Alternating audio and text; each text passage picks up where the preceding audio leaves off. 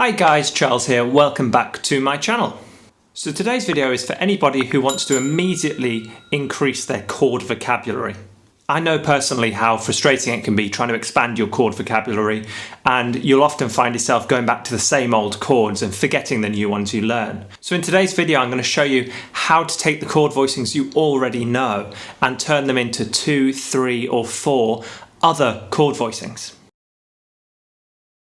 So in order to achieve this, we're going to be using something called octave displacement. Now all an octave is taking the same name note, either 8 notes higher or 8 notes lower. So we could go from a C to the next C up or a C to the next C down, and we have moved an octave. Displacement is defined as the difference between the position where something was and the position where something now is. So octave displacement therefore is moving something from the octave it currently is into a new octave, and that's how we're going to be creating new chord voicings today. So octave displacement can be done anywhere on the fretboard, any string set. I find it works best on 3 or 4 note chords because you've got spare strings which you can move notes onto. It should be said also that this idea of octave displacement, this is something to experiment on in the practice room. It's going to be too much to think about when you're playing live. As I always say, when you're playing live you just want to be in the flow, you don't want to be thinking about octave displacements, whatever that is. So this is something you want to work on in the practice room in your own time. So why should you use octave displacement? So firstly, because we're using a chord voicing that we already know as the foundation for this technique, we're more likely to remember the voicings that we create from this because we're not seeing them as brand new chord voicings, we're seeing them simply as a modification of a chord voicing that we already know. We're going to better understand those chords that we already know, how they're built, and in doing so we're also going to expand our knowledge of the fretboard. By moving notes around we're going to see where the octaves live on the fretboard, and we're going to really increase our understanding of the note names on the fretboard as well. The second reason you want to experiment with octave displacement is it's going to create new chord colours. So we use this word colour in music quite a lot, and it's really the emotion and the mood of the chord. I stumbled upon a really lovely quote that's from Joni Mitchell, who says she gets the same charge from the juxtaposition of colours as she does from the juxtaposition of chords. I really feel that quote sums up what chords are all about. And using this technique of octave displacement, we can create higher voicings, lower voicings, closer voicings, and spread voicings, which can accommodate all sorts of different styles. For example, higher voicings are really well suited to funk playing, whereas you might want a lower, more warm voicing for jazz playing, or you may want a spread voicing for fusion styles, getting those lovely Holdsworth Tim Miller sound chords. And a third reason you should use octave displacement is if you are a chord melody player and you want to come up with voicings that keep the correct melody note at the top of the chord, you can take a chord you already know and modify it to keep the melody note on the top. How's that for a quick change? So this first example is going to be a major 7 shape on the bottom 4 strings.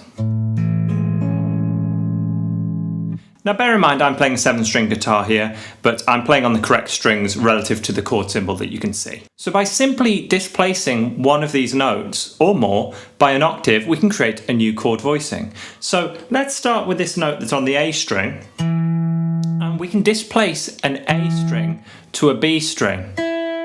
So it goes to the B string and it goes down 2 frets, and that note there is an E, and it's going to become an E an octave higher on the B string. So we go from this to this. So rather than having the C sharp on the top, we've now got an E on the top. It's a brighter voicing, slightly more open, less dark, and if we need that E as a melody note, we've now got it. Now another easy displacement that we can do is to take the note that's currently on the lowest E string and move it up to the highest E string, which is actually going up 2 octaves. Let's hear what that sounds like.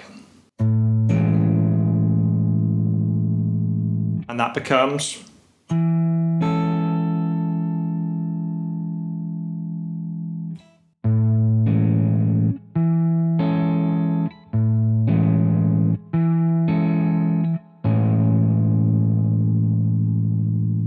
It's a very pretty sound, that, because we've got that slight spread at the top with the major 6th, because we're skipping that B string. Now of course we're not limited to just displacing one of these notes, so why don't we try displacing both of those at the same time. So firstly, we move the note E from the A string to the B string by moving it down 2 frets. And then next we moved the A note, which is on the low E string, up 2 octaves to the top E string. And we've got this lovely close voicing of an A major 7 on the top 4 strings. So both of those displacements illustrate that we can expand our vocab by modifying a simple chord shape. Let's try another one. So for this second example, we're going to be playing another major 7 chord, this time on the middle 4 strings. Now in this instance, you want to be aware that just because you can move something up an octave doesn't necessarily mean that it's going to be technically possible. Things can get very stretchy, so there's going to be a couple of examples of that in this instance. So firstly, let's move the note that's currently on the D string, which is the note A, to the top E string. So to find A on the top E string, we need to go down 2 frets. So we're currently on fret 7 on the D string, so that's going to be fret 5 on the top E string. So we get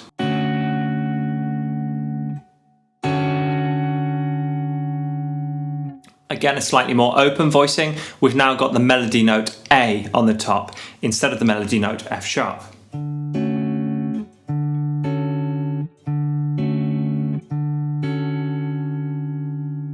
Now we can also move things down an octave, so we can take that same A note and instead of moving it to the top E string, we can move it down to the bottom E string. This will give us a more rounded colour to the chord.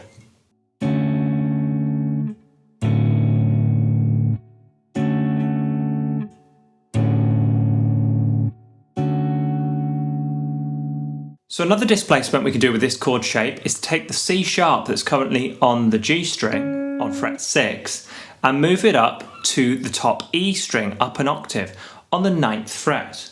Now this is starting to get quite a stretch, so you may find that this particular voicing is too much of a stretch for you. It looks like this.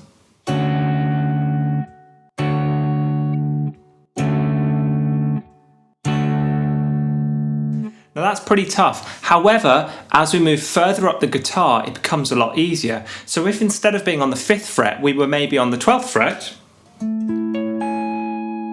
that's now a lovely easy chord to play.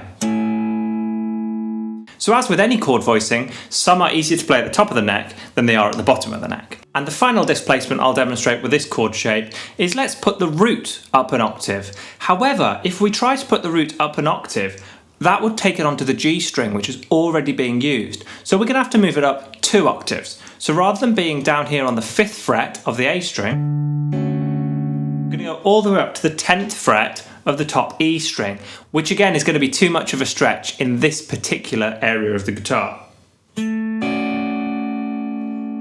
However, again, if we move up, let's say we're on the 12th fret, lovely voicing. Much easier to play up there. So there's another example of just moving things around an octave, up or down an octave where possible, up or down 2 octaves where necessary, and see which voicings you can create from the chords you already know.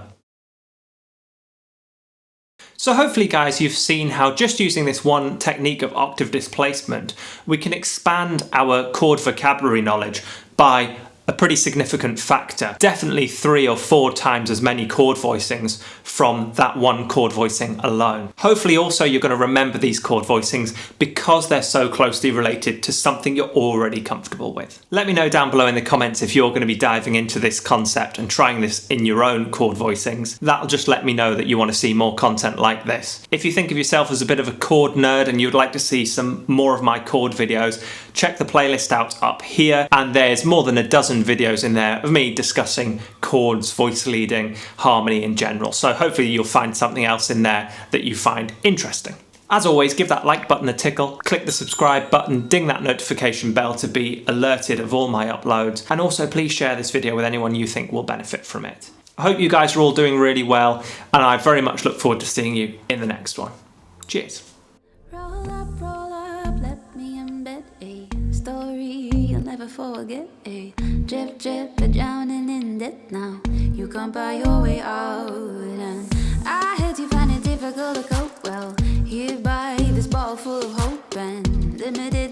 right, short-lived desire. You'll be needing some mirrors for the smoke guy. Water stealer.